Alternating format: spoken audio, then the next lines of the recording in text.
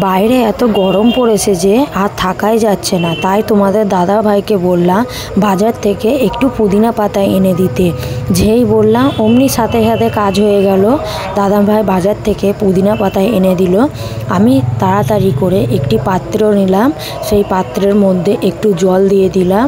এবার পাতাগুলোকে ভালো করে পরিষ্কার করে ধুয়ে নিয়ে এবং তার সাথে লেবু নিয়ে নিলাম। এবার পাতাগুলোকে মিক্সিতে একটু মিক্স করে নিলাম। তারপর একটি গ্লাস নিলাম, কাঁচের গ্লাসের মধ্যে মিক্স করা পুদিনা পাতা দিলাম। তার মধ্যে একটু স্বাদ আনার জন্য চিনি দিলাম, একটু বিট লবণ দিলাম পরিমাণ মতন, ও তার সাথে একটু দিলাম আরও টেস্ট করার জন্য জলজিরা, আর তার সাথে একটু ভালো করে দিলাম লেবুর রস নিংড়ে, যাতে শরীরটা আরও ভালো হয়। এবার এই গরমের মধ্যে বরফ না দিলে হয়, তার সাথে দিয়ে দিলাম একটু বরফ ও ঠান্ডা ঠান্ডা জল। ব্যাস হয়ে গেল তাড়াতাড়ি।